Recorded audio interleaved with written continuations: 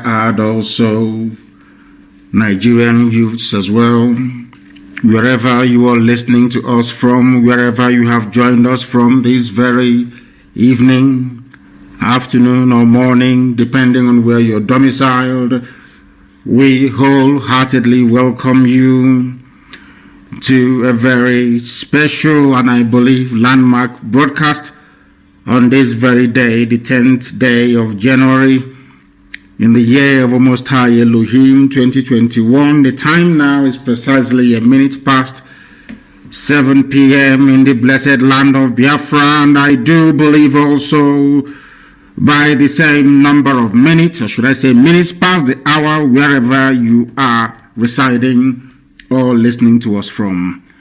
I welcome each and every one of you, and as I do so, I will encourage you to welcome those who are around you as well.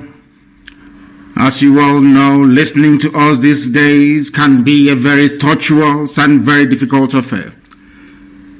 I believe that we are transmitting live, clear and direct via IPOB Community Radio, Radio Biafra app, and all the other platforms across the entire spectrum of social media. I believe that we are live on those platforms and direct at this very moment. Our satellite is working, I understand. I do not know for our relay stations back in Biafra land, because we are doing a major refit of all our systems to make it more robust and resistant to attempts by the enemies to try to cripple what we are doing, because if they stop us from disseminating this very wonderful gospel, then we are in very serious trouble. Therefore, I welcome each and every one of you. I did recommend earlier before coming on air that we should all have downloaded IPOB Community Radio and Radio Biafra apps, because they are low data usage. If you download them, it's not going to cost you more data than you already expend should you prefer to listen via YouTube or Facebook. Therefore, my recommendation as always will be, please go and download IPOB Community Radio. Also download Radio Biafra app. Via those mediums and platforms, you should be able to listen to us not just now, but going forward. Allow me to once again welcome each and every one of you. My name is Nnamdi Kanu. I am the leader of the indigenous people of Biafra, the director of Radio Biafra and Biafra Television, and by the very special grace of the Most High Elohim, a servant of the wonderful people of Biafra, and by extension to those ethnic groups within the damnable zoological republic that are yearning for freedom the same way that we are in the East. I welcome all of you. And that it is customary with us, we must hand over our proceedings this very evening, morning, afternoon, or night, depending on where you are, to the Most High in heaven. Let us pray, and I will pray in English today. Our Father who art in heaven, Elohim Adonai El Shaddai, we come before thee because your children, your people of this very nation called Biafra, and everything in it belongs to you. We are not here today by accident. You are the one who created us and set us in this very land of the rising sun at this particular time in history for the glory of your name and your name alone, and not that of any man. But our Father, people in this very nation, in the land of Biafra, Some of them have decided to eat their own flesh.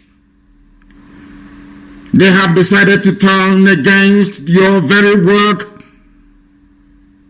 which is the restoration of your kingdom upon the face of this very earth, as was prayed for by Yeshua. Those we consider as brothers and sisters are in bed with our enemies, the Janjaweed Caliphate from the north. They have turned against your work. But your word always said that if we humble ourselves and turn from our wicked ways, you will heal our land. That is why we participate in atonement every blessed year, and you have healed our land. You have given us Eastern Security Network, and that irrepressible march to freedom has commenced. May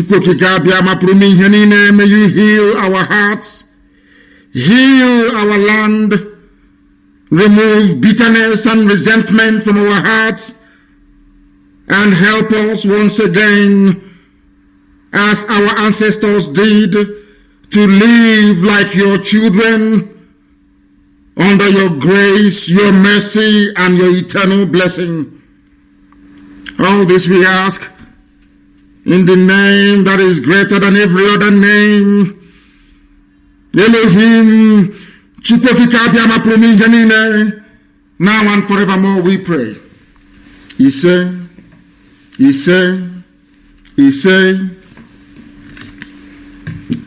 as it is also usual with us here, we encourage you to have your pen and paper ready this very evening, because at the end of this very divine process that we have embarked upon,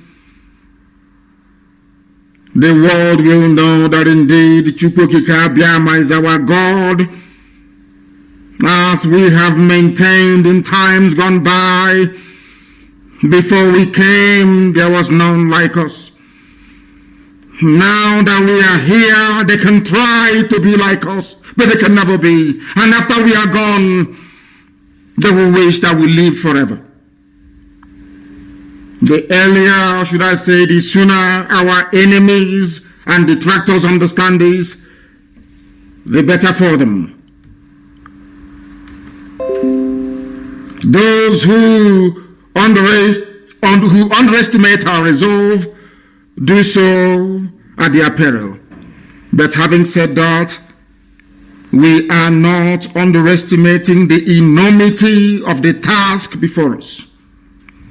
And our people must listen to this very gospel very carefully and attentively this evening, morning or night, depending on where you are. Our problem did not start today. Our inability collectively to appreciate the magnitude of the mess we are in is responsible for what the Fulani Janjaweed and corrupt politicians are doing in our land today. Those who are understanding or discerning enough, those who are capable of reading between the lines, will understand that as soon as Britain refused to make Dr. Azikiwe the Prime Minister of Nigeria in 1960, that was when all of us, our fathers, should have realized that the game was up. But because we never learned from history, that is why we are in the mess we are in today. That is why governors who are elected by the people will collude with our enemies from the north to transport our people to death camps in the northern part of the damnable Zoological Republic. That is why governors of the southeast will gang up and organize to invite Fulani killer army, a terrorist squad, to come into our land to kill us at will. because we never learned from history. Azikiwe is the only frontline nationalist in the whole of Africa not to be made the prime minister or president of a newly independent, of course, European-created enclave. Only Dr. Nnamdi Azikiwe in the whole of Africa. In fact, in the whole of the world. Anywhere you have a frontline freedom fighter, at the end of that very process, that very nationalist or freedom fighter is made the head of state of that very nation. The only place that failed to happen was in the zoological republic called Nigeria. It happened to a Biafran, it happened to an Igbo man. Our people never learned anything from that. That was when Britain started to tell us that they are going to deal with us. Some of you do not understand nor appreciate history. We are the only people, along with the Bini Kingdom, to put up a very stiff resistance against British encroachment into our land. We fought them for 40 years. 40 years. Remember biblically what 40 years is all about. Until Arochukwu fell in 1904. These are the things that our people cannot come to terms with. Because if you understand this very basic, or should I say rudimentary history, you will be forced to acquire some semblance of reasoning capacity. Because the problem that we suffer from is mostly located in our brain. We do not reason properly as a people. Do not take it as an insult. No, not at all. It is a fact. When Britain refused to make Azikiwe the Prime Minister of Nigeria, we should have known that our time was up, that they were going to come for us sooner rather than later. What is happening in Nigeria today, a Nigeria created not by an African, a Nigeria created not by your ancestors, a Nigeria created not by gathering all the component ethnic groups together and asking them what they want, but a Nigeria created by a foreigner, a Nigeria created by those that came and took us to the Americas as slaves, a Nigeria created for the exploitative purposes of the British Crown, a Nigeria created to serve one sole purpose, to make sure that as a people we will never ever see economic, political, nor social advancement.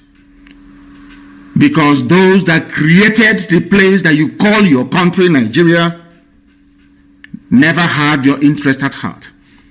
Sadly, I would say very, very sadly, African nationalists failed to understand this. They wanted to be kings and emperors in empires they themselves did not conquer nor create, but created by a white man to serve the purpose of draining not just our treasury, but our mental capacity forever and ever. What am I trying to say? Is that as long as Nigeria continues to exist, we would continue to be the last of the very last in the indices of human development right across this very planet Earth. There will be no freedom.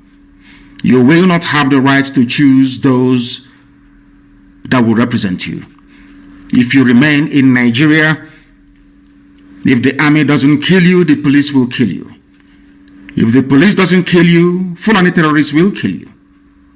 If they all fail to kill you, hunger and deprivation will kill you. There is only one solution: to kill Nigeria before Nigeria kills everybody else. What is happening in the zoo today is a very clever ploy by Britain Not all British people, mind you, because there are wonderful people in Britain, but those that are referred to as neo-colonialists. Nigeria was designed to hold us down, everybody. It doesn't matter who you are. Even the Fulani that you think are having fun, most of their people are suffering and crying as well. Only if they can settle down and listen to this very gospel and the ones we have preached before now, they will begin to appreciate our magnanimity, because we want to save everybody, even beyond the borders of the zoo. We want to save every African man and woman, child, every black person right across this very planet Earth. If they are willing and able to learn, then we all are going to be free. The task is huge, it is enormous, because our enemies are sophisticated, they are embedded, they control the media, sometimes they even determine the narrative. They can say that an innocent man is guilty and you all will swallow it. They can say that a guilty man is innocent and all of you will swallow it. That is why it is very, very critical that people are educated, that they understand what is confronting them and be able to develop the ability to counter every move of the enemy. As you all know very well, the zoo, the media, not just in the zoo, but all over the world, they have been bought over, as you all know, very, very clearly. If we fail to do something about our situation, we are all going to drown. We would all perish. Unless you are understanding and discerning enough, you will not know that you are in bondage in the zoo. Our approach to these issues, or should I say my prescription, is tough love, not warm words that get you nowhere. That is why we do things the way we do them. That is why we give you the truth raw. Some people say we are insulting them. Some say we are rude, we are arrogant. We accept. As long as you understand that the message we are seeking to pass across to humanity is the truth.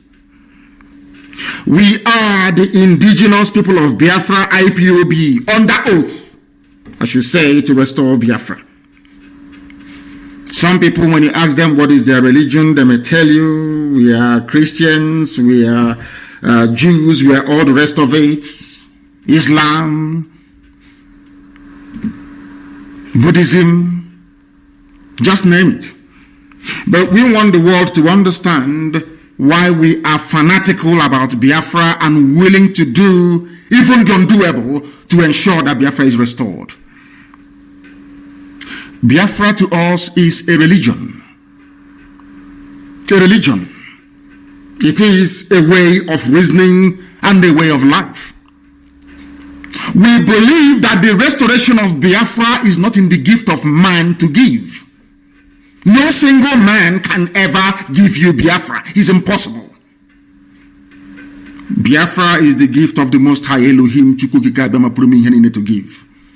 How we prepare and position ourselves on this very earth, both physically and spiritually, will determine if God will love us enough to give us his kingdom on the face of this very earth.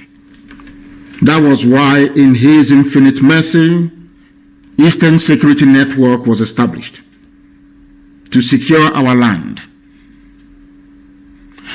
And anybody foolish enough, anybody stupid enough to seek confrontation with us, as I have said previously, before you come to look for us, before you enter into our forest to perhaps die there, because you all will perish anyway, Look at Yemen, look at Somalia, and look at Syria. Let them be at the back of your minds. Whoever is charged with making that very decision to launch an armed confrontation against the Eastern Security Network. I'm saying this to the hearing of the whole world. As you all know me, I do not do anything in secret. Everything we do is out in the open. Anybody foolish enough, because I know the Janjaweed, they're very foolish. You know, the Fulani, they have what I call the mentality or the mindset of Mohammed Siad Barre, the erstwhile president of Somalia.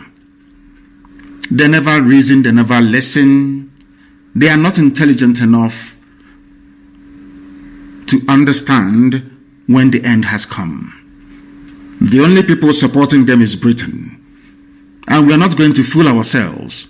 Britain does wield a very considerable clout. They are taking our oil in our land.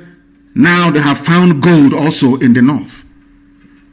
So the zoo has never failed, not once in its entire, should I say, 60-year history, to serve the interest of our colonial masters, those that created us. People say God created. I said to them, you are very, very foolish. God never created Nigeria. A man and a woman did. They are mortal flesh and they are dead. The same way they died is how the zoo is going to die. Nobody can save Nigeria. Nobody can, because it is written.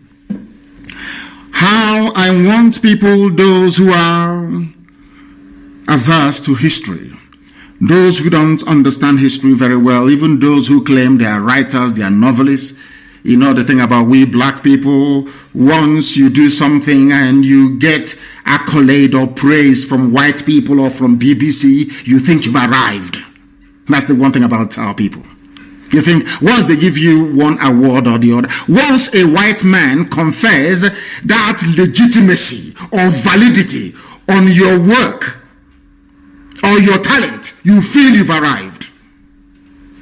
One major mistake that black people always make.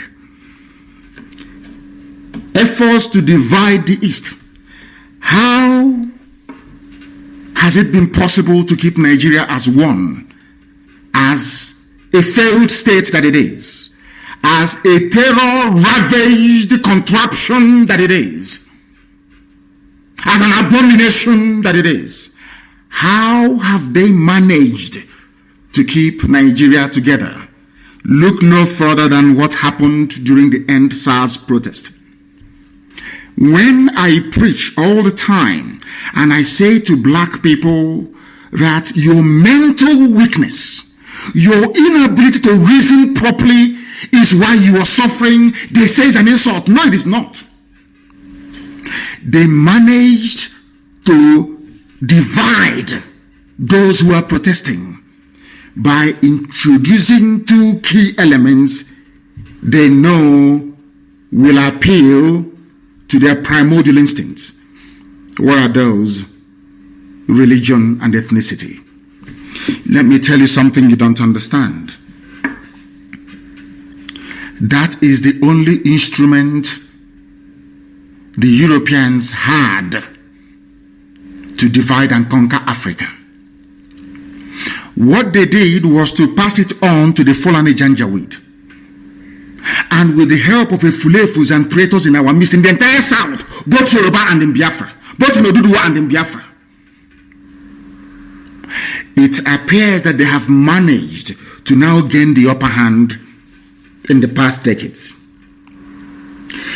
These continued efforts to divide the East, I can assure them tonight, has failed and will continue to fail. And I want our people from Igodomigodo to Bakassi, from Idoma land to Opobo to understand this. They come to you, they plead with you to amplify your ethnicity against one another. It's a very clever trick. Whereas over the years, if not since the coming of this Janjaweed Caliphate government of the late dead Buhari, Before now, it was IPOB and Radio Biafra that made it possible for people to distinguish between a Fulani and a Hausa person. Before, I'm sure all of you go back to your history, you see Hausa Fulani. It was on this very platform, painstakingly we lectured and educated people to understand that Hausa is different from Fulani. The same people who they're like parasites. The same people who over the years were trying as much as possible to have this cohesion between Fulani and Hausa together as one political bloc. When they come to our land, they tell you are Efik, you are a Bibio, you are a Jo, a Zong, you are a Shekiri, you are a Urobo. That you are different. You must understand the reason why they keep harping on your differences, which in actual fact doesn't exist because we are all one people, is because it makes it easier for them to conquer you. Common sense. They know that if you go to Migodo, Edo State, of course you do. They know that if they come together with Ishekiri, with Urobo, with Izong, with Igbo, with Idoma, with Igala, with Ibanke, everybody, when I say Igbo, I mean Ibanke as well. They know it becomes impossible to penetrate. We become free people. For them to succeed is a very clever ploy, which unfortunately Yoruba media is in support of. And I have warned them repeatedly. I have warned my Yoruba brethren repeatedly that this double game you are playing will consume you. And today they are in Yoruba land killing and taking over their forests. If not for the bravery of Eastern Security Network, I do not think for once that Amotekun would have had the balls, or should I say the courage, to confront Fulani headsmen in their forests. Understand this very cleverly. What they do is very simple. They come to your land as they have done with Hope Uzodinma in Imo State. As we understand they have done with George Obiozo this evening. They plant your leaders for you. Your leaders who cannot rise up to challenge their hegemony. That is where I give Yoruba land some credence, or should I say some credit. Because they have not allowed themselves to become as divided and damaged as the East is. Can you imagine for 1 second? I ask you to ponder this for a second. A Fulani governor is interested in relocating all Fulanis across the Sahel into Nigeria, so that the Fulanis can have a country they can call their own home. In the East, there is a governor. Despite being an Igbo man, speaking Igbo, raised as in Igbo setting, he's saying he's not Igbo. I just want, for one, I don't know how to explain this so that people can understand it. I just want for 1 second for people to sit down and ponder this. It's a very simple, it's not a conundrum, it's very easy to untangle. The person telling you that you are from Niger Delta, the person telling you to accentuate your ethnicity or your tribe, as the case may be, the person telling you that you are not related to an Igbo man, the person telling you that you are not Biafra, the person telling you that Efik is different from even Ibibio, Ibibio is different from Anang, the same man telling you this is bringing his brothers and sisters from Senegambia, from Mali, from Niger, as Fulani headsmen, as bandits, as terrorists, to come into our country, into our space, to take it over. You, his counterpart in the East, you are doing your level best to make sure you divide your own people. And when you go to some of these people, they will tell you that divided we fall, united we stand. And that was a very clever thing they did. And that was how they managed to divide us, weakening us and making it easier for them to plant Hope Uzodinma without election as Imo State governor, and now to plant George Obiozo as Ohaneze president. I'll get to that later on. Britain knew that the light of Africa will come from the land of Biafra. They all know it all over the world. As I told you, earlier, 2 years ago, I told you that I was at a meeting with the UN officials in Geneva. And one of them said to me, it is not that we don't talk about Biafra or want our member states or nations to understand what is going on in the land of Biafra. But as soon as we mention the word Biafra, they all get up and walk away from the room. I announced it here live on this very platform, Radio Biafra. Some of you didn't actually absorb it. Some of you don't know the obstacle that Biafra is facing. You think Biafra is easy to get. No, it is not. No, not at all. The enemies we have outside is uncountable, not because we have done anything wrong, but because Britain realized that with Biafra existing as a free nation, that every black person around the world will become free. They understand that. It's just like when you go to a stream and you don't want people to drink the water coming from that very stream. You go to the source of the water and you pollute it. Because if you come downstream and you pollute it, people can still go to the middle or even to the front to go and fetch clean water. So if you don't want people to drink from a particular stream, you pollute it from the sources. They know that the source of freedom for black people, both those in North America, those in South America, those even in Papua New Guinea, those everywhere around the world, they know that Biafra is the key. A free Biafra means that black people all over the world will become free. That was why I said that Biafra is the last miracle. I want you to understand this. All of these obstacles cannot stop us from getting Biafra. It cannot. Instead, it emboldens us. Because the more difficult the process of emancipation, the more enjoyable the outcome when finally freedom comes. If we don't do something, I'm telling everybody, both those in the Middle Belt, those in Yoruba land, go and write down everything I have said in the past. Try and, compare it to what is happening now. You see that we have always been right. If we do not act now, we will become more fragmented. They will conquer us and extinguish us from the face of the earth. As I told you, the Hausa race no longer exists, only by language. Hausa people have nothing now as we speak. They have nothing, only their language. Hausa people no longer have any discernible political system. They have no hold over their future or their lives. They can answer Malam all they like, but their traditional rulers forever and ever will remain an emir. And an emir is a Fulani. In other words, apart from the language, it has now dawned on them.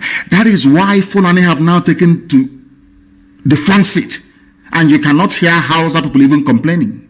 They know they are finished. They know they are gone. How did they succeed in doing this? Even before the white man came, the Fulani succeeded in dividing the Hausa peasants from their kings, deceived them, took Sokoto from them, and the rest of Hausa land. The only place they couldn't take is present-day Borno, and you can see how they're fighting tooth and nail to take it. Kanu Borno said no. And they are fighting. And they are free, of course, to a limited extent. That is what we all need to do. Therefore, anybody who comes to you to preach one Nigeria, you must go back to educate that very fool. I keep saying it. Anybody who believes in one Nigeria cannot be regarded as an educated person. For the very simple reason, I wrote this a few days ago. You cannot claim to be equal to a white man. A white man can come to Africa to create a country for you, black people in Africa, which means that all of you are incapable of creating a country for yourselves. That is what it means. You have surrendered your future to them. That's number one, for those who believe in one Nigeria. Number two, If you have any self-worth, any self-respect, any regard for human dignity, there is no way you will allow somebody to come all the way from Europe to build a country for you in Africa. I give you a very simple example. There is a place called India. I'm sure that some of you know that India used to be comprised of, I think it's Bangladesh, India itself, Pakistan, Kashmir, and is it Bengal? But this is how human beings reason. And the selfishness you have in the Nigerian political system today did not start today. It started from Azikiwe, Awolowo, and Tafawa Balewa. Or should I say Ahmadu Bello? It didn't start today. Selfishness. Why do I say selfishness? Because in India, where you have people, or should I say leaders that loved their people, what did they do? What did they do, I ask you? Upon Britain leaving India, they came together and said, we are not compatible. India, you are predominantly Hindu people. We in Pakistan, we are predominantly Muslims. There is no way we can coexist in the same country. So they sat down and decided to partition upon independence. Any sensible being, which we thought that Dr. Azikiwe was, should have realized, because the Sadwana of Sokoto told him, Ahmadu Bello told him that we are incompatible. Awolowo said the same thing, that Nigeria is a contraption. You cannot force people to be together. They all knew that Nigeria was unworkable in 1957, 58, 59, 19. They all knew. Exactly with what is happening today, despite knowing that Nigeria was unworkable, because they are going to answer president, the prime minister. They will have beautiful houses in Ikoyi, in VI. They will be lording it over other people. They decided, out of expediency, to go for the rubbish that Britain created for them. And today, is India doing well? Pakistan, that is now offering to come and help the zoo to fight insurgency. I hope all of you can understand all of this. I hope you're following what I'm saying. Because in Africa, you people are not human beings. The white people, they see you, or should I say you, they see you as animals. Forget all the pretense. Africa, you're part of Commonwealth. You are not. They don't have any regard for you. Do you know why? Because they created you. They made you who you are. If as a man or a woman, you're grown up, you're intelligent enough, you cannot build a country for yourself, you have to wait for a European to come all the way from Europe to build countries for you in Africa, that means you're an idiot. There is no difference between you and an animal. Absolutely no difference. It's not an insult. I'm just trying to make you... Now, put yourself in, should I say, in the position of those who are reasonable or sensible enough. Do you think that as a black man from Africa, you can go to Europe, you can go to Germany and create a country for them? Can you do it? Of course, the answer is no. If you cannot do it, then why did you allow them to come to Africa to create a country for you? After creating this country for you, half of Yoruba land is in Benin Republic. The other half is in Nigeria. One is French, one is English. And people don't feel ashamed of themselves. There is no pride. There is no shame. People are not ashamed of themselves. We are Africans and we are black people for that matter. So by nature, we are ethnocentric. We are very tribal by nature. We are not Europeans. And people may wonder, why am I saying this? Because in Europe, they don't have a village in Europe. Somebody can be born around Trafalgar Square. If you ask him, so I'm from London. And after a while, they might migrate to New Zealand or to Australia. And they start living there. They have no root. This is something that Britain has been trying to destroy in Africa for very many centuries. You people don't understand this. The fact that we have a village we go back to, we say, if you ask us where we are from, even if we are born in New York, we say, oh, we are from Umunede. Oh, we are from Abo. No matter where you are born. That is why we migrate like wild beasts every Christmas to go back home. Because a basic African man or woman is ethnocentric. You must go back to the tribe you come from. That's who we are. Nobody can change that. It's in our genes, in our bones. Why am I saying all of this?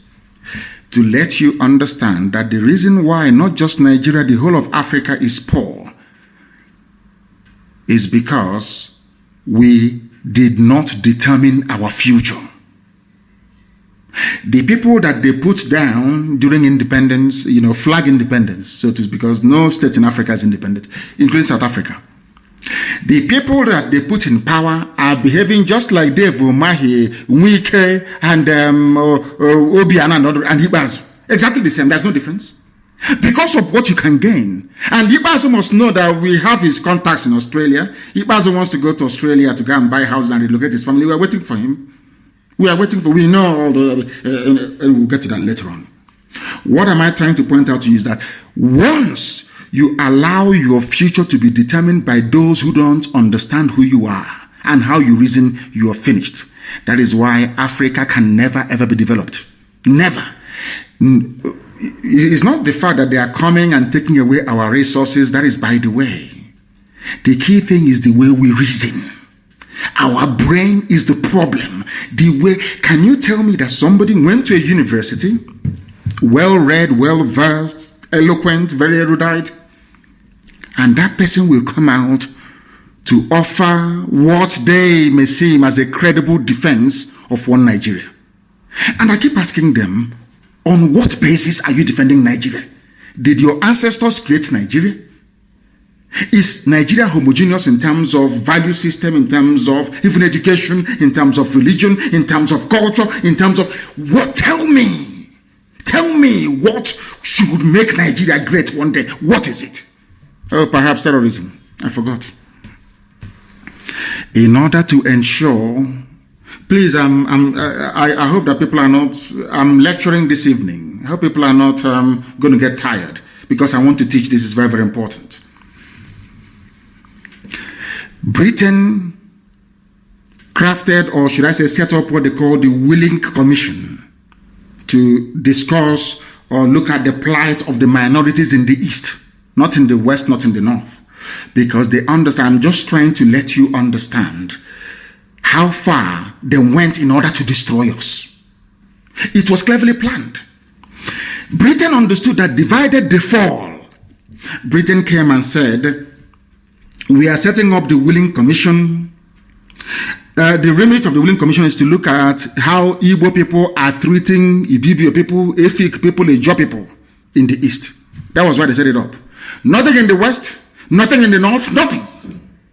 But in the North of Nigeria, where the Fulanis are a minority, in the North, you have over 200 tribes and ethnic groups in the North. I said 200, over 200. Even in Sokoto State, it's not just Fulani and Hausa that are in Sokoto. There are other ethnic groups in Sokoto. Britain did not set up any commission to look at the plight of the Bachama people, the Biras, and all the rest of them. No. Despite the fact that they had Fulani emirs imposed on them, no, Britain did not see that. No, of course not.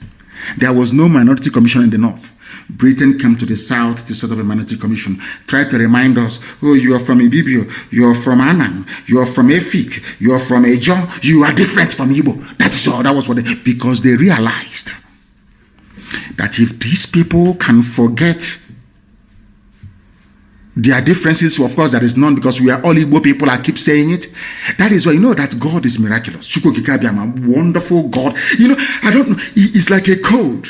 This Biafra we are pursuing is like a code. One day you discover one thing, the next day you discover another, until we discover all the codes. We cannot be free. What am I talking about?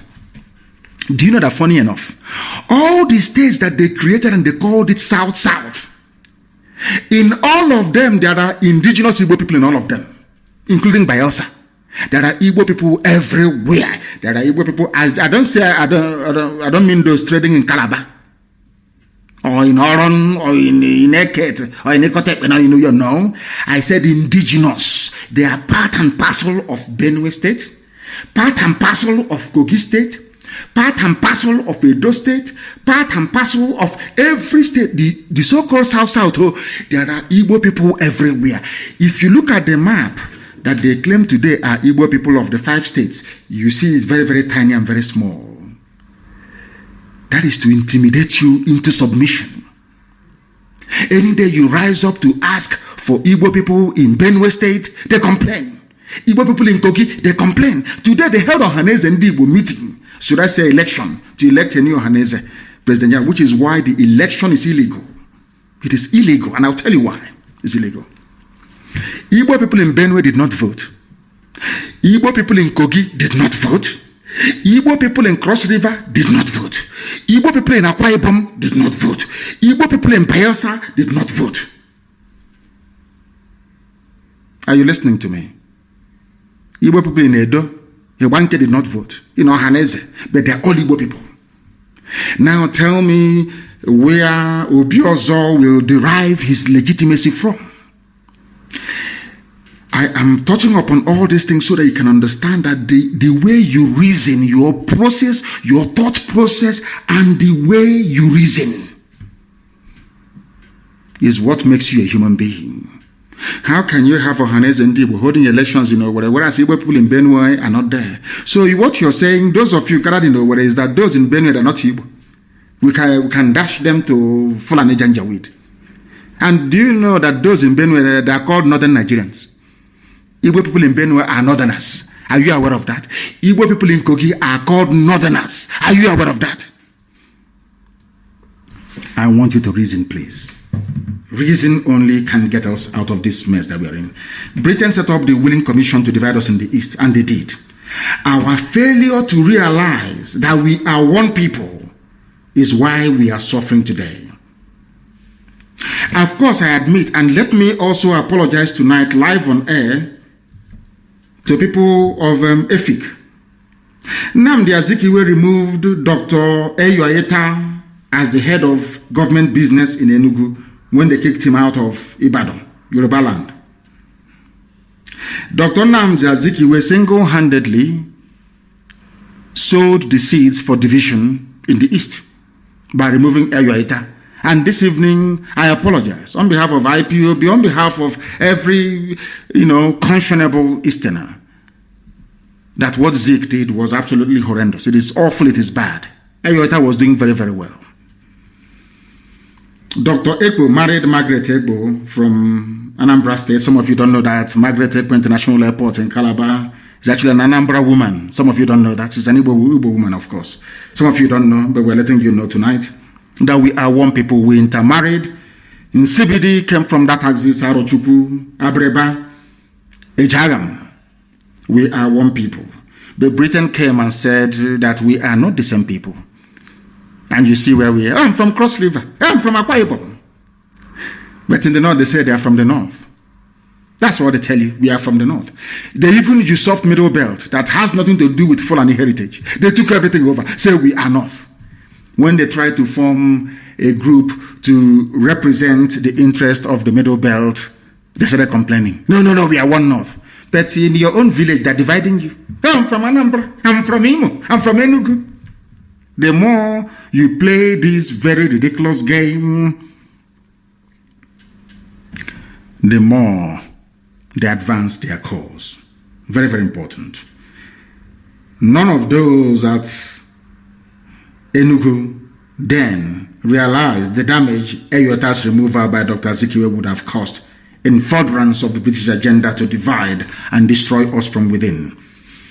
I have apologized to the EFIC nation, and I shall do so again. We are sorry for the mistakes and division caused by the politics of Dr. Azikiwe, the division that they brought to our land. We apologize. We are one people. And I have treated this very topic before, but it's very simple. If you say that we are not all one people, go and Google EFIC now. Go to your Google and search for EFIC. They will tell you the relatives, Ibibio and Igbo. They are all related. You search for Ibibio, they will tell you Ibibio is Igbo. You search for Anang, they will tell you that Anang is related to Ibibio, and Ibibio is related to Igbo. You go to Ejo, you do the same thing in Ejo, they will tell you that Ejo is related to Igbo. You go to Lower Benue, Idomaland, you ask them, they will tell you they are related to Igbo. They have 4 market days. You go to Ubiaja, which is the Eshan, it is the same thing. 4 market days. We are all one people. But because they planted people to divide us, agents of destruction, you call them governors, you call them House of Reps members, you call them senators, because they planted them in our midst, they empowered them, they use Yoruba media to show them up. That is why we're in the mess we're in today. In actual fact, we are all one people. I said, don't take my word for it. Simply go to Google and Google Ejo. You will see their relatives. We see Igbo there. Who is your relative? Is it not somebody who you're close to by blood? Is it not? We launched ESN. One of the strongest sectors we have is Bayelsa. The people rose from Bayelsa say, "Oh, we want our own regional security." But when the West did theirs, it was only one. When the North did theirs, it's only one. It's only in our land. After launching Eastern Security Network, one idiot from somewhere in Bayelsa or from River State will say, "Oh, we want our own for a nation." Is this either inferiority complex, or these people are acting a script written by their Fulani Janjaweed masters? I want you to understand this very clearly. Now, there is another thing that these guys have cleverly done, which some of you don't understand, but I will tell you tonight. And I, of course, we and I will do the Wa people, we have a very great understanding. They know I have a lot of respect for them and regard for their history and what they have managed to accomplish. But there is one aspect of Yoruba people that you cannot reform. They are journalists, they are media. They are horrible. You know me, I speak the truth. Ordinary Yoruba person is great, is good these days. But their media, their media is horrible. Absolutely horrible, horrendous. And it is because they are afraid of Fulani. Yoruba journalists is afraid of Fulani. Or should I say they are trying to protect their interest because they know that 2023, in every likelihood, they may rig Tinubu into office. But I want to remind them of this, please. Very, very important. Because anytime Yoruba newspaper writes about IPOB or Mazi Nnamdi Kanu, my humble self, they will say proscribed, proscribed, proscribed. In other words, some people feel that they have something to gain from Nigeria over and above their well-being, their safety, their honor, and their dignity. I have never seen any Yoruba newspaper campaign for the designation of Miyetti Allah as a terrorist group. None whatsoever. Because if we are still talking about one Nigeria, maybe one day it will be our turn to go back to Aso Rock again. One of the hottest regions that experienced the End SARS protest is Yoruba land. And for very good reason, for that matter. But Obasanjo was in Aso Rock for 8 years. Did your lives improve? Jonathan was in office for 6 years. Go to Bayelsa and see how horrible life is there. Yaradua was in office. Today, go to Katsina. The late Buhari, and in whose name this present fraud is in Aso Rock now. Go to Katsina. Are they not kidnapping people? But I keep saying this, that people don't understand it. It's very simple logic. People prefer US visa, Canadian visa, New Zealand visa, Australian visa, Schengen visa, British visa, to living in the zoo. And I asked them, the president of America, is he from your village? I mean, not all of you campaigning for tribal presidency. He's the turn of an Igbo man. It's the turn of a Yoruba man. It must come to the south. Let me ask you, all of you have houses in Dubai. You travel to America, or some of you have houses in London. in England is the Queen of England from your village. So what it means in actual fact is that it doesn't matter where somebody comes from. It doesn't matter where a president comes from. What matters is the policies that individual is pursuing. Do you think we are that primitive and that crude enough to support any venture as daft as Igbo presidency? Look at Jonathan. I'm asking you a simple question. Look at Jonathan. Is Bayelsa any better? The so-called South-South? Look at Yoruba land.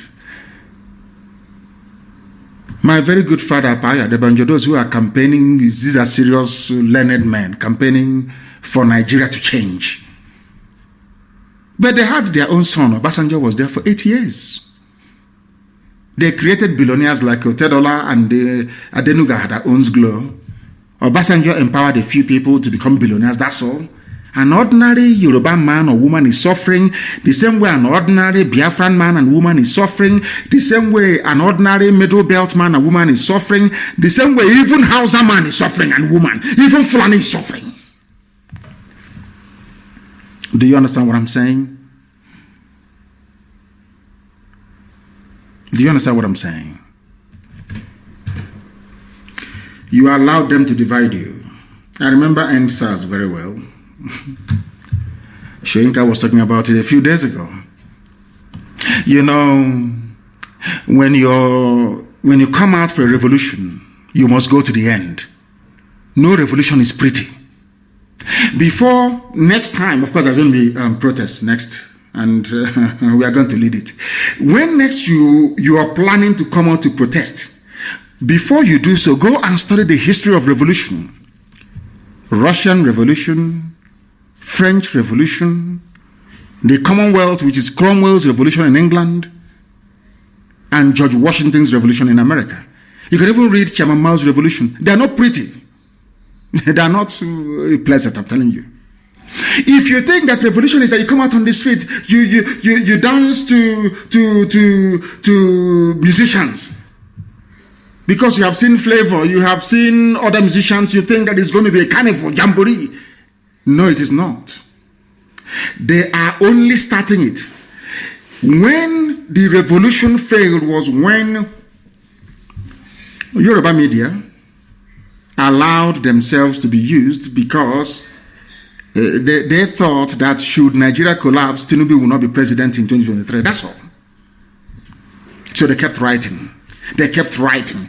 They introduced ethnicity. They brought in tribe. They brought in religion. They kept pumping your brain with rubbish, with nonsense every blessed day. Because you were not mentally tuned or tough enough to realize that in every revolution, things are very, very difficult. Because you failed to understand this. That was why you messed up. Everybody went home. You started looking for bags of rice, bags of beans. I'm sure that some of you have finished those palliative, those that got one carton of Indomie. The palliative is gone. And you're still in pain and in suffering. Had we remained on the streets, forgotten about palliatives, remained on the streets, by now the zoo would have collapsed. But you know, Yoruba media, they would like you to blame somebody. You want to blame. There has to be somebody to blame. Oh, is it Nnamdi Kanu? Oh, he made a stupid idiots. As if during revolution there's no broadcast. Go and read Chairman Mao in China, the Cultural Revolution. Go and read about the Bolsheviks in Russia. Go and read about Oliver Cromwell. Oliver Cromwell caught the King of England, King Charles I, and cut off his head. You know what he said to Charles before he killed him? I want to prove to you that your blood is not blue but red like ours. I want to prove to you that you're a human being like all of us here. Oliver Cromwell cut off the head of a crowned king of Europe, King Charles I of England. Can you imagine people going to what's it called? To Asorok to cut off the head of this little boy from Yusuf Mohammed from Niger Republic. Hey, media will what they write. Oh my God! So a revolution is not pretty. If you're not prepared mentally for a revolution, then don't come out. People were saying that we are breaking into prisons and releasing people during the NSAS revolution. I said, why not? In France today, they celebrate the Bastille Day. Bastille was a prison. When the revolution started, the people went to the prison and they let every inmate out. That is called the revolution. You don't know. Oh, they went to prison. They were releasing prisoners, hoodlums and hoodlums. Idiots. They failed to realize that it was a revolution. A revolution. You have finished your two packets of Indomie from warehouse. Typical black people chasing food. Today, where is that food? You have eaten it, you have been to the toilet, it's over. And you're still suffering, you're in pain. And I reminded that was exactly what Che Guevara said when he came to Congo to fight. Che Guevara said, I cannot, when he went back to Latin America, they asked him, why did you come? He said, I cannot stay in Africa. An African man does not know how to put the need of his freedom before his stomach. He always wants to eat. Food, always. That was why he came back and went back to Latin America.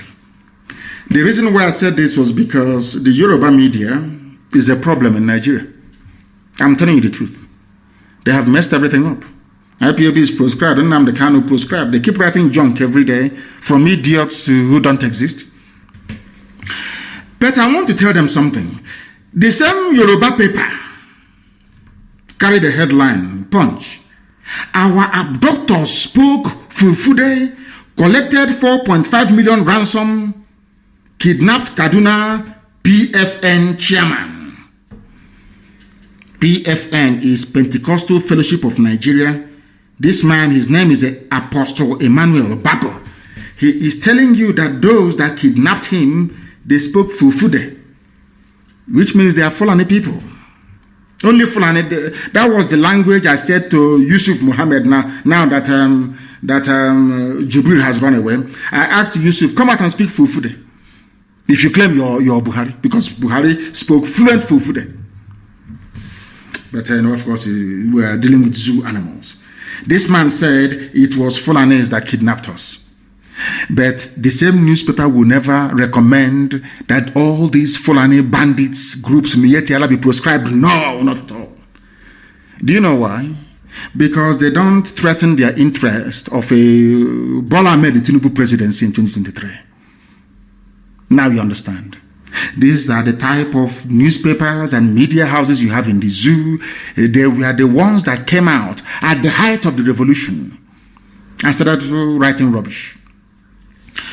A very famous person talked about, I just want to talk about this End SARS protest for a minute because I've not spoken about it before now.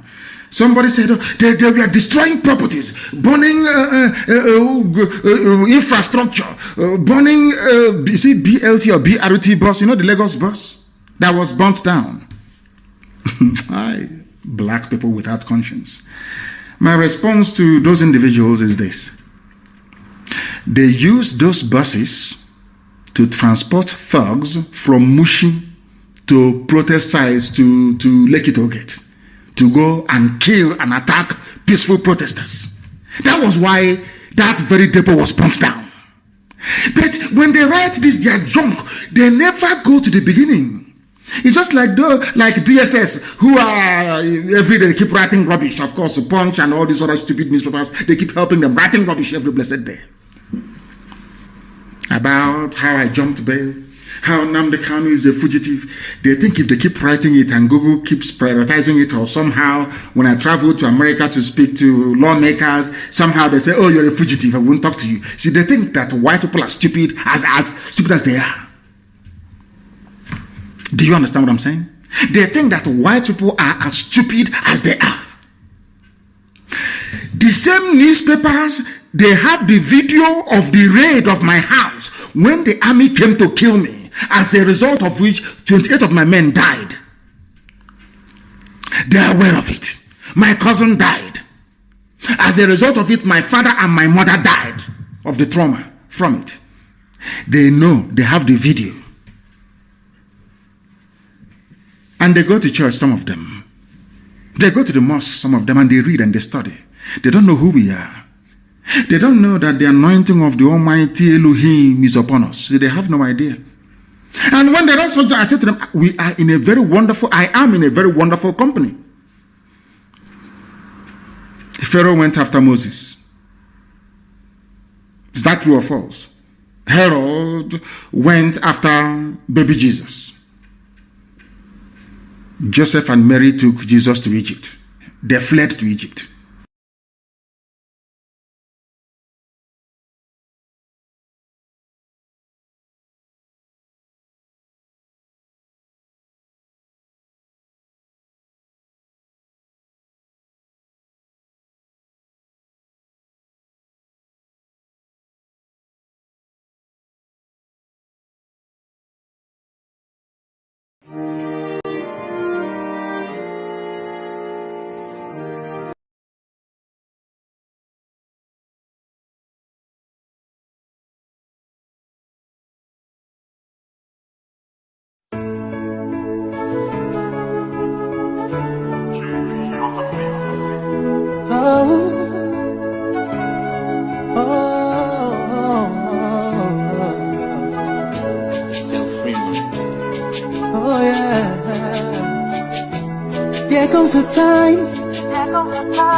The whole wide world will welcome the rising sun. Here comes the time for everyone to see that what will be, will be. This is the time for you and I to stand together as one. Yeah. They will know,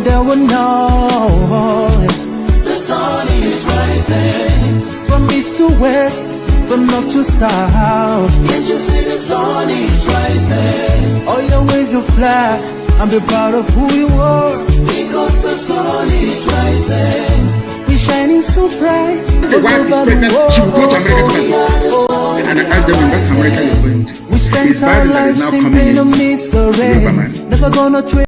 But in the zoo, Nigeria, you're writing about a Yoruba presidency. It must come to the south. Those morons in the East are writing about Igbo presidency. But your families are in America and all over Europe. Is Boris Johnson from your village? People want a country that is run properly based on policies, not the ethnicity of the idiot in Asarok. Very simple. Shagari was a good man. Sheikh Shagari was a wonderful man. He's a Fulani, but he was a good man. Oh. I'm saying my own, how I see it. Went after the best development that ever happened in the East. Joseph and Mary took Jesus to Egypt. After the miracle of Dr. Michael Obara, there was a period of decay and disaster until Shagari went in and Mbakwe went in. Mbakwe will go to Lagos to go and plead with Shagari. Do you know there was no time that Mbakwe actually went to Lagos and came back empty-handed? They called him the weeping governor. But anytime he meets Shagari and asks for something, Shagari will always give it to him. Do you see that? Some of you are very small. Iguacha Enugu Expressway was very, very beautiful, I assure you. Shagari built it. Fulani man. Because he had good policies. It didn't matter who was in Asarok or in Dodam Barracks or whatever, the State House or whatever. Rubbish they called it then. The policies were good. Even when Mbakwe asked us to pay survival levy to build him a state port, everybody did. You can see that Mbakwe was working. It was actually a Yoruba man, the last military administrator of Imo State before Mbakwe took over. It was him that started a Zinachi clay factory. A Yoruba man, a military administrator of Imo State. Do you know what this man did? This man, they have the same ceramic factory in his village in Yoruba land. I've forgotten his village. But go and Google it. The last military administrator handed over to Mbakwe. The man said, oh, I have this factory in my village. It's very good. Oh, they use clay. They make bricks. They make roof tiles. They make everything. It's wonderful. Oh, now I am the military governor of Imo State. I want to do something here. The man actually started the project in Ezimnachi. A Yoruba man. Yoruba military governor of Imo State. What am I trying to prove? That it doesn't matter where you come from. The policies you pursue is what matters. A Yoruba man started the very beautiful Ezinachi factory. Mbappe completed it. And some idiots ruined it. Turned everything upside down. Look at it today. It's moribund. What am I saying? That people must stand up to say the truth. When you see the truth, you must speak it. You know, we are black people. Some of us are very demonic. We are possessed by a demon of greed, envy, hatred, and jealousy. It's in us. We are black people. Nobody can take it away from us. Some people must be envious. They must be jealous. They must have hatred in them. They must be horrible. That is who they are. You can't change them. But what we are preaching this very evening is that no Fulani group has been proscribed. The wretched chattering classes in the zoo, infrastructure, and I asked them which building is good in the zoo in Lagos that was destroyed. They said, Sanwo-Olu went to show Yusuf Mohammed in Aso-Rock the progress they're making. What buildings do you have? When you go to Dubai, you will bow in shame. What things do you have? I ask you. You have nothing. Absolutely nothing. And the revolution must come back. It will come back, of course. But not revolution to save. If, I have said it before, if people gather, if by the time Shoyinka and even Tinubu was campaigning for Sovereign National Conference in pre-1999, the Third Republic, that they actually sat down and people voted for a new constitution. Who am I? I'm a Democrat. Who am I to say no to Nigeria? I can't say no to Nigeria because even our own people voted for it. But nobody voted for Nigeria. Lugard came with Flora Shaw after drinking champagne in the evening. She was drunk. And she said, darling, why don't we call people niggers? They are niggers. It's Nigeria. And they say, Nigeria. And that's your name. And you're not ashamed of yourselves. Very sad indeed. Black. When it comes to IPOB, even Igbo Biafran journalists will be at the forefront of condemnation, but when Fulani attack you, kill you, molest you, rape you, cut off your heads, nothing, you can't hear from them.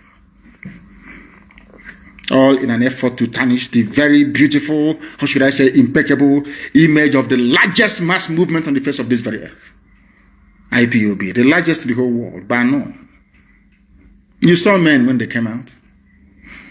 Camp 1, Camp 2, Camp 3, men. And as I wrote yesterday, and I will remind them today, if you're looking for us, please, if you're looking for Eastern Security Network, go into your nearest forest. And you get that answer that you're looking for. When people want to destroy us, they come into us and to look for traitors. Somebody wrote, some tribes can betray you 45%. But an Igbo betrayer is 100% betrayal. That is why you have them in Edo State, in Kogi State, in Benue State, everywhere, scattered everywhere. They come and they say to you, oh, you are only 5 southeastern states, Igbo states, 5 southeastern states. And the idiots stupidly agreed. They're leaving their brothers and sisters, and you think that God will be happy with you. And something happened in Israel. You know, when we make this comparison between Biafra and Israel, most people don't understand it. There's something happened in Israel. Do you know why Israel fell? Do you know why the Babylonians and the Romans took over Israel completely and destroyed them? Because in their stupidity, they were divided between the northern kingdom and southern kingdom. Together as one Israel, militarily they were very, very strong. After the death of Solomon, I think somebody said, I've forgotten his name, to your tent, O Israel, after fighting a war and winning it. To your tents, O Israel. Israel was divided into 2. The northern kingdom, Samaria, and the southern kingdom, Judea. And the enemies came and picked them off. It took them 2,000 years to recover from that stupidity. 2,000 years to recover from it.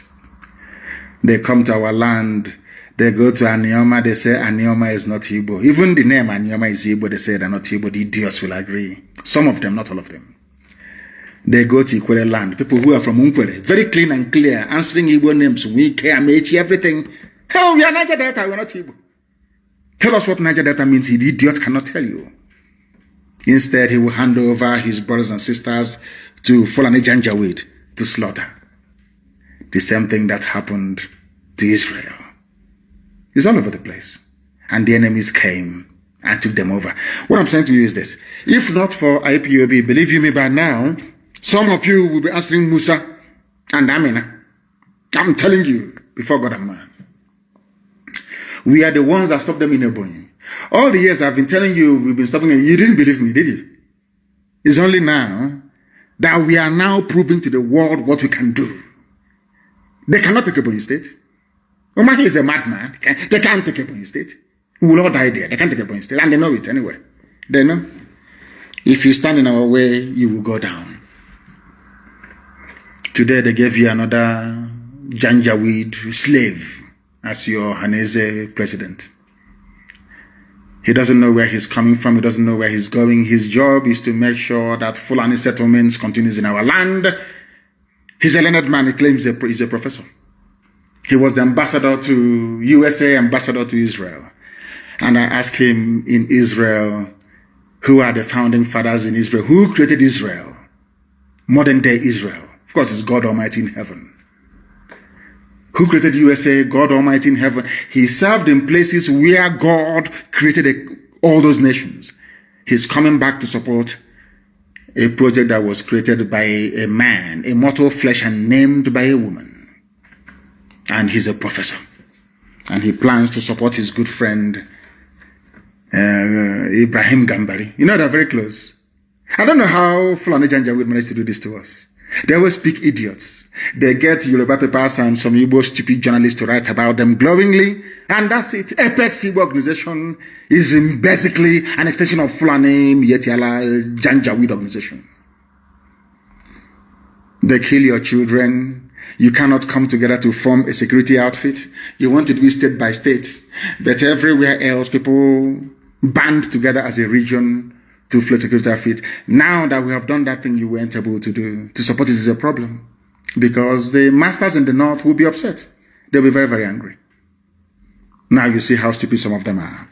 But some of you may still go ahead and support them. That is your business. The Ohanese election is illegitimate and cannot be recognized anywhere in the world. Instead, I'm canvassing very seriously for World Igbo Congress to take over the affairs of doing what is socio-cultural, whatever, of Igbo people. That is my preference, and that's what I will push for. That World Igbo Congress should rise to the plate and do the needful. They must do the needful, because Ohanese will kill all of us. I'm telling the truth. These people are evil.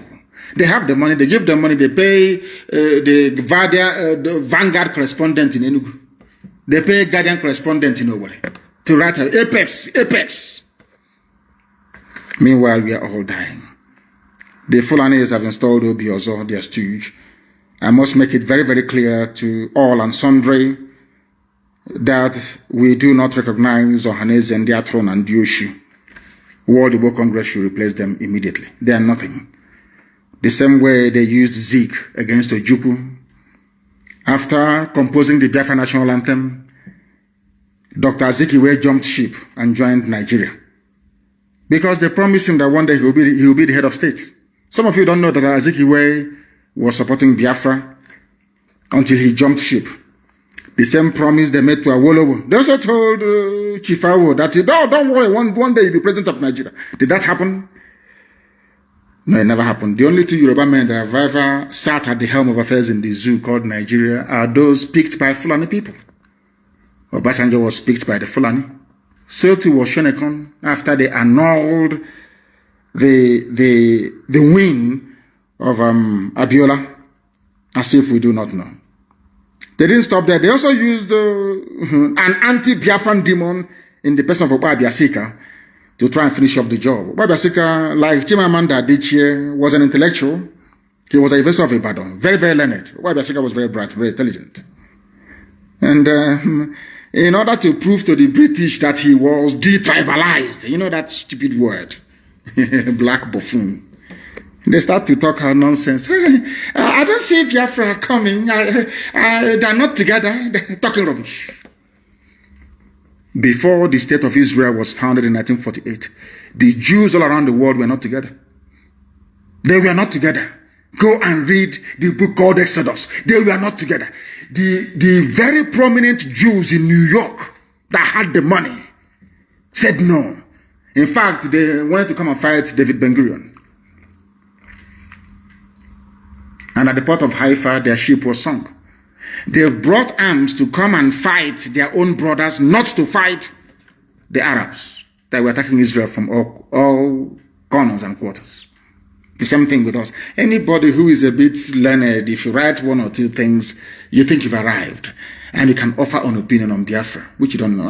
Very disappointingly, Chimamanda Adichie, that I had regard and respect for, was talking to you. People said you should understand it the other way. That is pure rubbish. To tell me you believe in Nigeria and you're learned, you believe in Nigeria, you went to school and you studied, and you believe in something that was created as a limited liability company, more or less. The Zoo, Royal Niger Company. A white man will decide a name of a nation for you. Decide what to... Wasted education. That tells you all you need to know. Now I understand the reason why they never gave the Nobel Prize to Chinua Achebe. Now I know. Before I thought I knew, but I didn't. They did not give the Nobel Prize to Chinua Achebe because he failed to denounce Biafra. Britain knew that Chinua Achebe was a hardcore Biafran. They denied him the Nobel Prize and gave it to Wole Soyinka instead. He wrote more books than Wole Soyinka. He's known all over the world than Wole Soyinka because he's a Biafran. That global conspiracy against us. His works has been translated to, is it 270? I don't know how many languages all over the world. Things fall apart. In fact, I suggest that Chimamanda goes back to read. Go back and read. Things fall apart. Achebe was more famous than you are. Chinua Achebe was more famous than Chimamanda. He was a Biafran. He died a very proud Biafran. You that came up, maybe because BBC gave you an award, maybe one glass ornament. You think you've arrived. You are now dining and drinking tea with white people. You now have opinion about Biafra. What do you know about Biafra? How can a people be united when they were defeated in a war of attrition? What I call the Third World War. What do you know about Biafra? The trauma and the psychological damage we suffered during the war because of treachery from those we never expected would betray us. I'm talking about if they cannot unite. That England you go to, that place they call you to read stories for little children.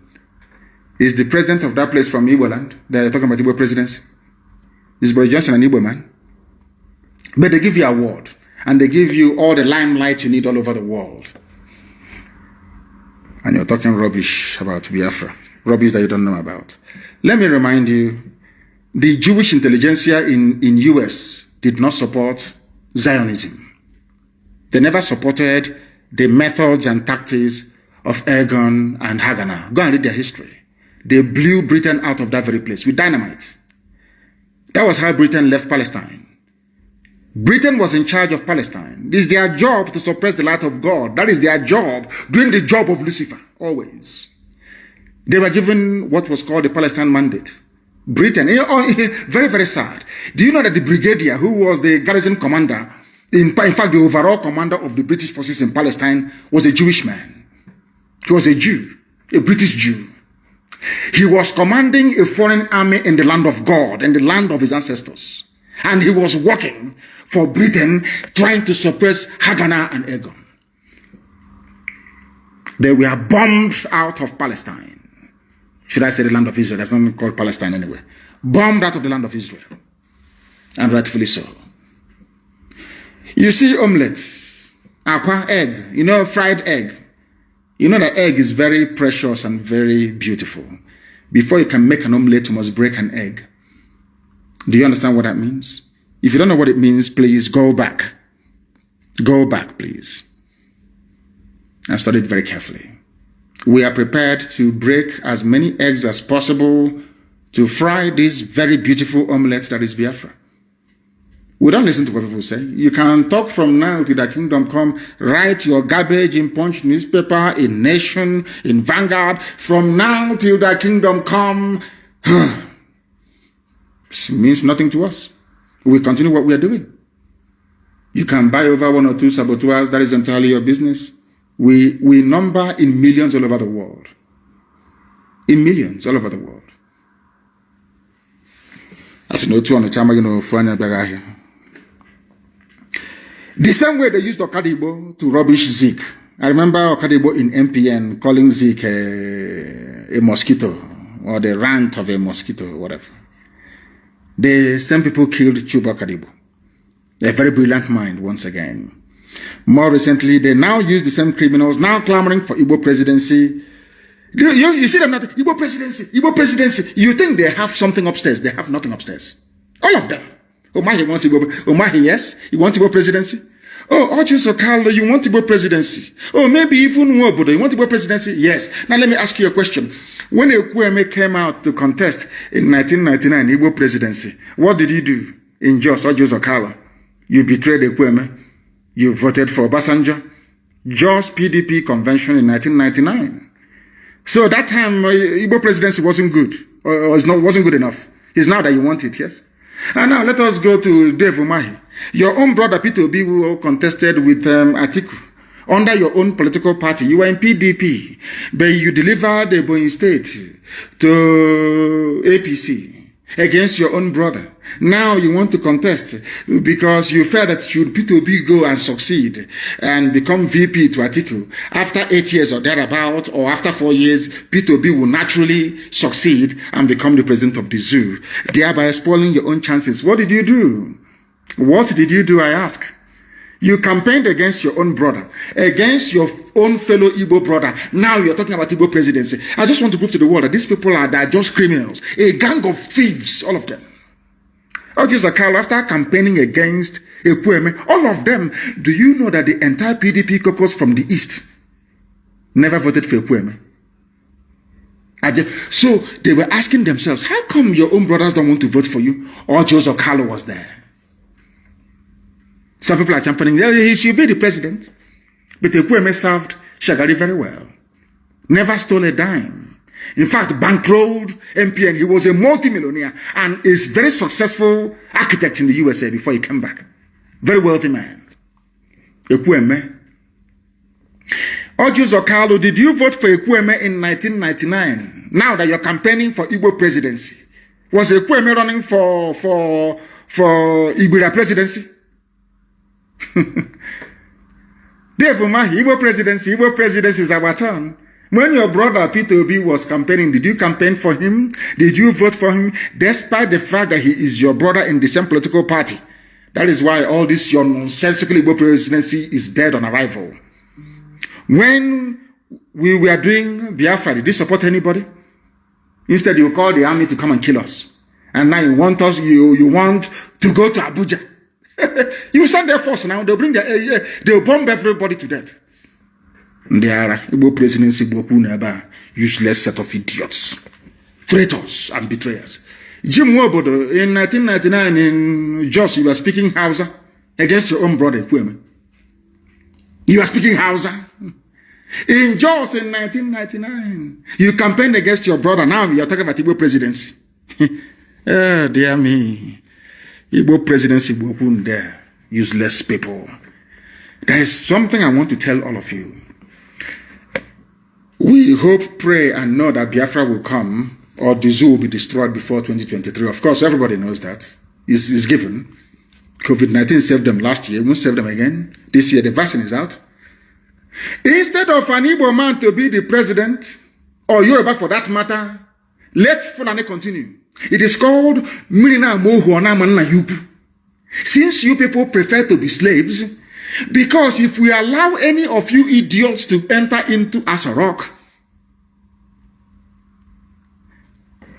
after about 4 or 5 years or 6, Fulani will take it back for eternity. You would have benefited from your own wickedness and evil. So you know what is going to happen? If Fulani are smart enough, they should continue. Everyone saw what happened all over the world. Rigging of election these days is just is given. It is no longer a big deal. As long as you're proclaimed the winner, that's it.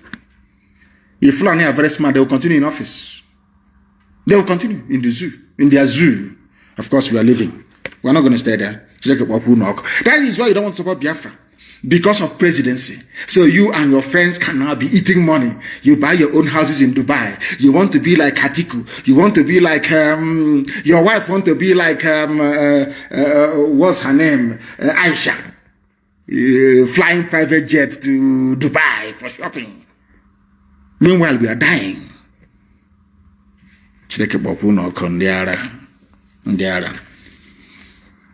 We want people to understand this. DSS especially. No matter how many groups, fake groups you create. Because every day you create a fake group. Igbo, Ohaneze, Igbo in the diaspora, including men and women and children. This group now says, we don't want to listen to Nnamdi Kanu. As if writing this junk will make any iota of difference. Do you think it makes us more popular? Of course, yes. Do you think it will make any difference? Will change our mind? The Zoo, they are not that stupid, though. You know, I told you during NSAS campaign, some of you never realized this. We outnumber the Nigerian army by 100,000 people to 1. They are nothing. We outnumber them. We outnumber the Nigerian army. Do you see when people came out on the streets for NSAS protest? They were nowhere to be found. Nowhere to be found. We outnumber them. You people must prepare for a revolution. A very bloody one. Very, very bloody, I tell you. As I said, if you don't know what is involved in a revolution, please don't come out. What we are not going to allow are Fulani terrorists from Mali and Senegambia to take our land over. It cannot happen. Instead of this yam not to cook, let every firewood finish. I'm trying to translate. Kama jigeshe nkogu. And things are going to happen. Don't say I didn't warn you. I'm telling you now, people. Who did you tell? Did you tell us? I am telling you now that things are going to happen. If you're looking for Eastern Security Network, please go into the nearest forest. And as I pointed out, as you're going, make sure that you have written your will, because you will die there. Go and check the history anywhere in the world. Once you raise a gun, you don't bring it down until you're successful or until you're dead. One of the two must happen. So anybody thinking that we are going somewhere, you are grossly mistaken. It doesn't matter who you're working for. It doesn't matter the intelligence agency you're working for. It doesn't matter how you try to couch your stupidity, ignorance, and treachery. It doesn't matter the language you're trying to use. We are pursuing freedom. And the Zoo doesn't understand peaceful agitation. I'm not asking for trouble, but they don't understand it. We took our people, destroyed synagogues in Iguacha. So you want us to put our arms again, they will come again, and they will arrest people, and they will kill people again? Of course not. Anybody who does that is a complete idiot. Complete idiot. Those that they appointed in the Umahi is trying to appoint, they want to set up a parallel security outfit. I say, go ahead. Nobody will even turn up. Go ahead now. You can get your political party agents, as you did, get them into upper auditorium or whatever auditorium you have in Abakaliki, and give them some money. And that's it. We are the largest mass movement in the world. Now that our people in America are waking up, we can sustain the defense of our land for 1,000,000 years. That's one thing the idiots don't understand. Our people are in the USA. Many of them, very, very many of them, they can sustain this very campaign forever and ever. We're not going back, huh? You don't know that? No, we're not going anywhere. We are not going anywhere. We are not going anywhere. This is a live presentation. The time now, I believe, is approximately, should I say 26 minutes to 9. Is that correct? Yes, I believe so. To 9 p.m. in the blessed land of Biafra. I don't want us to underestimate how difficult this very battle is. We are fighting Britain, we are fighting new colonialists, we are fighting every major interest. Do you know how many oil companies you have? You know, some people say, oh, why don't you go to, what have you done in America? There is ExxonMobil, there is Halliburton, very wealthy companies, very rich. They are campaigning that Biafra should not come in America. They're Americans. I went to Israel.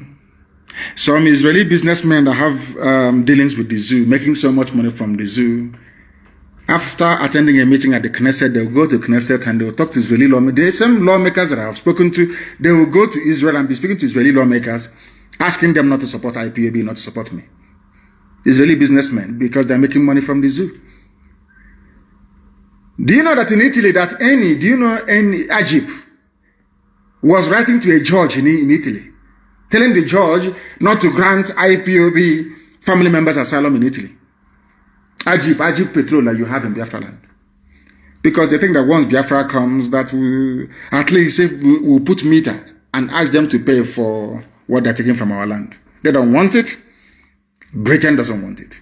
Do you know how many enemies we are fighting? Do you have an idea? How many enemies we are confronting every blessed day? I want you to go to Google now and type in IPOB. You will see some stupid news. Even go to Biafra now. It's news about Jello Biafra that is on Biafran page.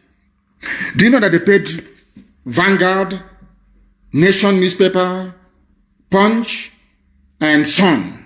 Do you know that they gave them very huge amounts of money in December to attack us and to attack Eastern Security Network?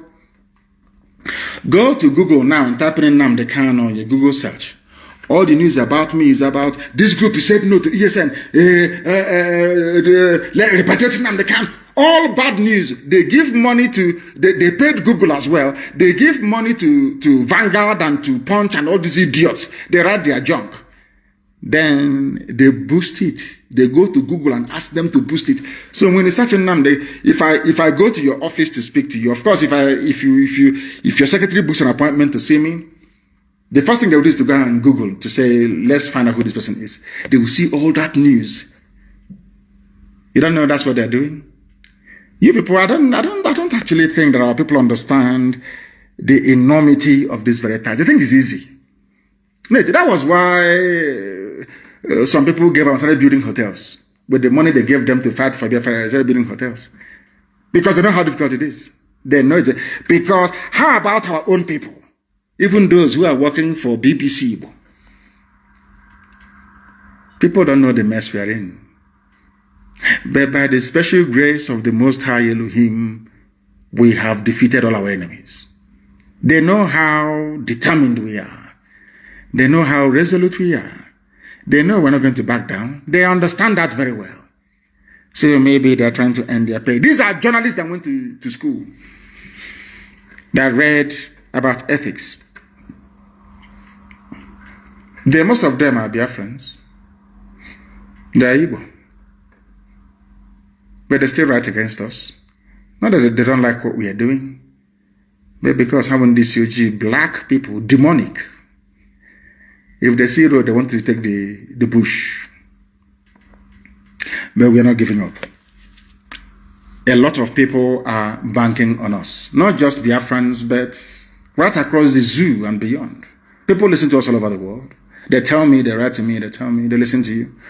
We listen to you all the time. We listen to Radio Biafra. What you people are doing is marvelous. Keep doing it. So you think people are not listening? Of course, the whole world, they are listening. Right now, in Abuja, there's no movement. Everybody's listening to this very gospel of redemption. That is to warn them that we're not going back. There are killings everywhere. Insurgency. People don't know of insurgency. It never dies, you know. And I will tell you how we are going to kill off the zoo. I just hope and pray that they come looking for ESN. I'm praying they do. Then they'll open up another front in the east. Then I will just be waiting for our Oduduwa brothers to try and join the fray. And the zoo is gone. To tell you how stretched they are, they only sent 1,000 soldiers to Enugu. Only 1,000. From the north. In every barracks you have in our land, they're not up to 1,000 soldiers in them. They're not up to 1,000. You see them on patrol with their hillocks with AK-47 killing civilians. Even the one at Fege, they are not up to 1,000. No beans, the same thing, they are not up to 1,000 men. It's just intimidation and fear. And using is the turn of our village to confuse and deceive all of you. But we have run them into the ground. They cannot succeed. Not now, not tomorrow, not ever. Anybody found in the bush in our land, and you're not ESN, we will treat you as a terrorist and you will die there. Once we see you inside our forest, you are dead meat, you are gone. It doesn't matter if you're vigilante, it doesn't matter if you're forest guard, it doesn't matter if you're zoo police, it doesn't matter if you're zoo army. Once you go into the forest and you're armed, you will die. Don't say I didn't warn you. The zoo police can be moving about in their cities, that's their business. We don't have a problem with that. They can do their joint patrol in the city. We are looking for terrorists in the bush. If we find you there, we will treat you as one. We treat you as one. Simple as that. Their soldiers are being killed all over the place. Who doesn't know that? But they are moving the few they have down to the east. That is how the zoo is going to implode. We stretch the army. They are committed in the north. They will be committed in the east. And then it's over for them. And let me warn every family. If you're from the Middle Belt, if you're from Oduduwa, and they send you down to the east to come looking for ESN, you might as well tell your family you will be coming back because you will die. I can assure you, you will die. God is my witness, you will die there. Ask those that came before you. Ask them those they sent before, where are they? Ask them where those people are before you start patrolling inside the bushes. And if you are a PG, a traditional ruler, aspiring Abuja Sabotua, politician, and you think you can act as an informant, you are wasting your time. You too will go down. If you don't know, let me tell you. NSAS must be revived this very year. The sins of the murderers who are politicians must be visited upon them. They are locking up people without trial. Our people are in a Ahoda prison, locked up by Nwike without trial. He must say something without trial. They kill with impunity. And when we go after these people, they say, oh, what you're doing is not good. It's anti-democratic. But to pick up somebody's child or husband and lock them up for 2 years is not a crime. In a Ahoda prison, people that did nothing, take them to court, they won't take them to court for trial. Judges are more interested in collecting money from us. Biafran judges, they won't take money from us. Do you know how much we spend on legal fees and bail perfection and filing for application every week? You have no idea. You have no idea. But Chukwukekabiyama is faithful, always. The inconsistencies of those that call themselves intelligentsia is sickening. You cannot have one foot in the zoo and another foot in freedom. Both are incompatible. Nigeria is the exact opposite of freedom. Anybody who supports Nigeria is a criminal. Is a hardened criminal. They will try to confuse you with their newspapers, with their television stations. If you fall for it, then you are a fool. I have given you reasons as to why Nigeria should not exist. And it will not exist. They have nothing. That is why insecurity, Nigeria needs foreign help, says Shoyinka. Even Ekwuremadu wants international intervention. Fulani herdsmen have taken over Ondo State, according to Pastor Giwa. Shoyinka is a learned man. He's asking for the preservation of one Nigeria. And I told you that they have an army that cannot fight. Their army can only kill civilians. I'm telling you the truth. That is why I'm very glad that ESN is armed. Because they are even Shoyinka, Nigeria, be patriotic. They are asking for foreign help. But when it comes to killing civilians, you don't ask for foreign help. I told you before, Nigeria never defeated Biafra. Britain, Russia, Egypt, and OAU did. Nigeria cannot defeat ordinary ragtag band of insurgents in the north who are badly educated. How can you confront ESN that has a major number of them are graduates? How can you do that? When what we use, we produce ourselves. How can you defeat such an army of volunteers? How can you defeat them? I'm asking you. How? Where can you even find them to defeat? I feel sorry for the zoo, honestly. I feel sorry for the zoo. Again, on another note, a lot of people are asking us if they can be part of the Sub Africa app, and I say no to it until we determine who set it up and for what purpose. They can do what is called data harvesting. They can harvest your data and give it and sell it to the zoo. Please be very careful. There are other platforms that our people are developing, and they gave me one to broadcast this very evening. I wasn't able to do that, but as we go forward, maybe during my next broadcast, we're going to use it. During my next broadcast, we are going to use it. It was sent to me. They did very well. They did very, very well by sending it to me. And as we move forward, I do hope and pray that we'll be able to use it. What is the name called again? It is called MateTweet.com. MateTweet.com. I think it is one of us that developed it. People have been asking us to develop something. We have developed something. And MateTweet.com. Go and register there. It's called MateTweet. Is MateTweet.com. MateTweet. MateTweet.com. Go and register there, because by the grace of the Most High Elohim, I will be broadcasting there next. My page, my official page, there is Mazi Nnamdi Kanu. Go and try and follow. Facebook. We have an alternative, and we are going to be using it. As I said, please, we are also going to develop an app as we go forward for messaging. This sub-Africa, we need to know who owns it. Zoo can pay anything to discredit or to destroy what we are doing. We don't want to join a platform that tomorrow they will harvest information and sell it to the zoo. No. But in the meantime, Signal is very strong. And I'm hoping to leave WhatsApp myself in the next 4 days.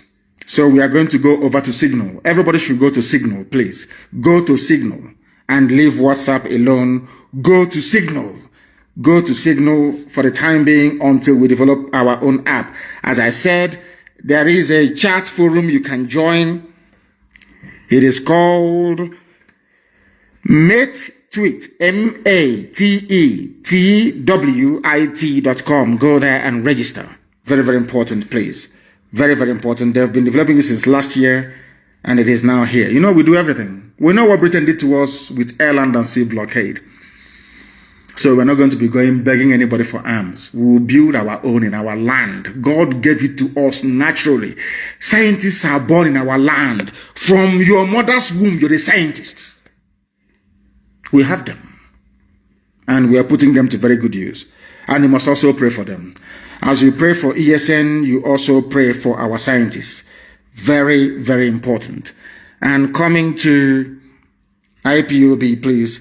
You know this with the thing they're doing us. Facebook will suppress them, cut them down, do this, do this.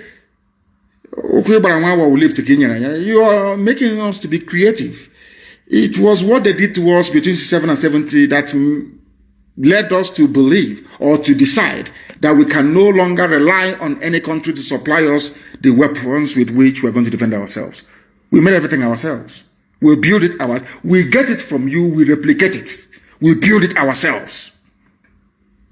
So, oh dear. Zoo, I feel sorry for the zoo, honestly. I feel sorry for the zoo. For us to succeed, we must do something within IPOB family worldwide. We must be disciplined and have a sense of discretion. That is the key. Nobody is allowed to form a cabal or group of friends to advance any selfish interest. Everything you do, you must do for Biafra. For Biafra and Biafra alone. And let me also warn every principal officer of state. When you are appointed into any position, that your position is temporary. You may be relieved of your position or assigned to a new post at any given time. Your service is dependent on your performance and you could be removed. You must have that in mind. I have instructed our head of DOS, Mazi, to draft an undertaking, a document which will be signed by every principal officer of state to abide by these new rules, because we have gone into a very decisive and dangerous phase of the struggle. And to those of our brothers and sisters that left the zoo, army, and police to join this revolution, you are welcome. But you must understand that what we run is a highly disciplined volunteer army. Volunteers only, please. And we don't want the very ill discipline and character of a zoo soldier to contaminate what we have in us already. We are highly disciplined. If we eat, you don't know. If we don't eat, you will not know. People running around and sending out voice messages and voice notes, I don't want to hear of such again. Our volunteers don't do that. We are highly disciplined. If you're leaving the zoo army to come and join us, you must also develop the mind of a volunteer. I will also instruct Mazi Doziem. We have appointed our officers to take charge of affairs in the USA. A memo will go out to that effect in the coming days. America and Canada will be divided into provinces. Each of the provinces, or should I say regions, will be independent. There will not be any national coordinator for the US because it's too big. Neither will we have one for Canada because it's too big. But there must be an oversight council as well to bring them together should the need arise for them to undertake any project as one United States of America. But in the next few days, a memo will be issued detailing those we have placed our family in their control in the United States of America. There will be about 4 or 5 regions in the USA. All of them will be independent of one another, but there will be an oversight committee as well. If you want to support ESN, please don't give us food. We don't want zoo to poison food and give it to us, please. The only thing that can happen is financial assistance.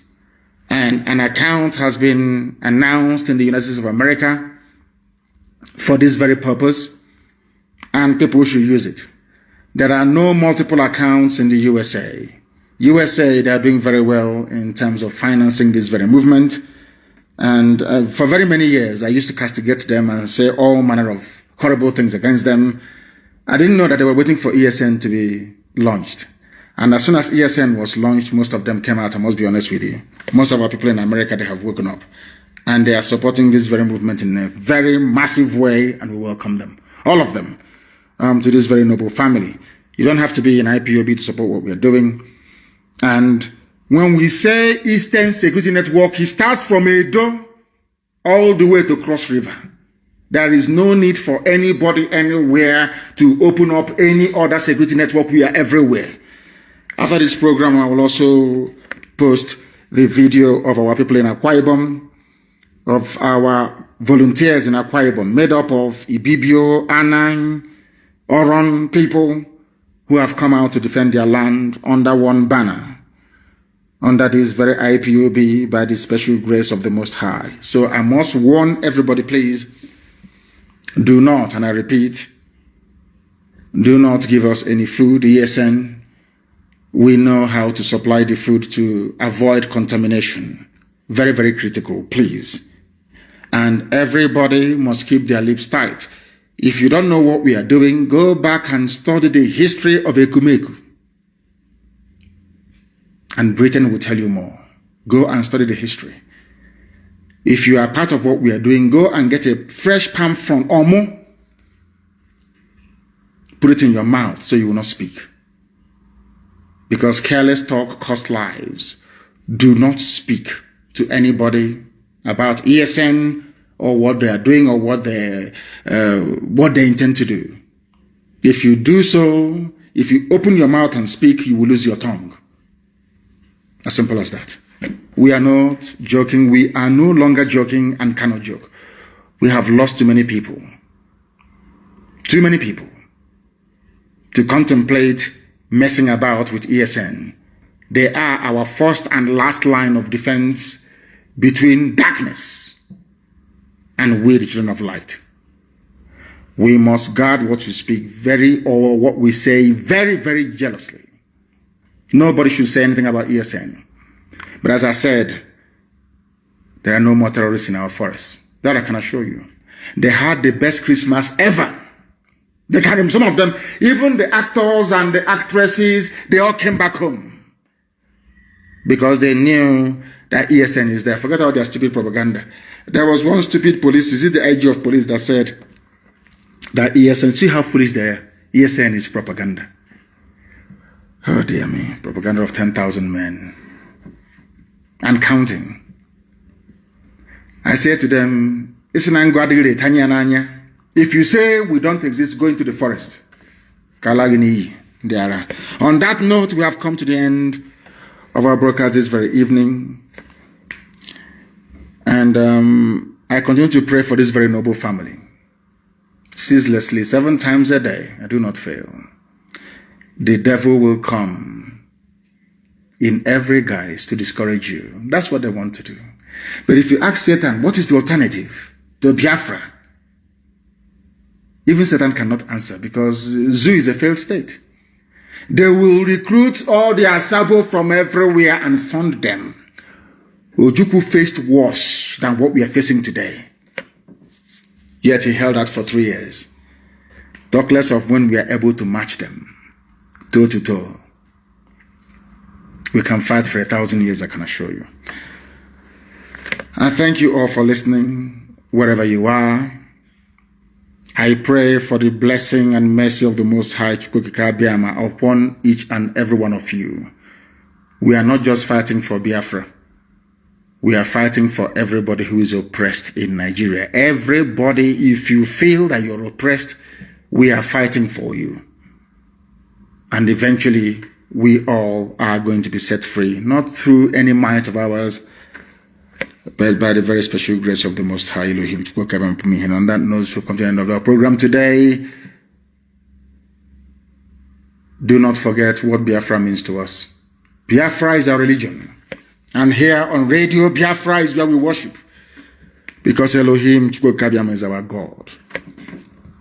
From me, from here, with all the love in my heart,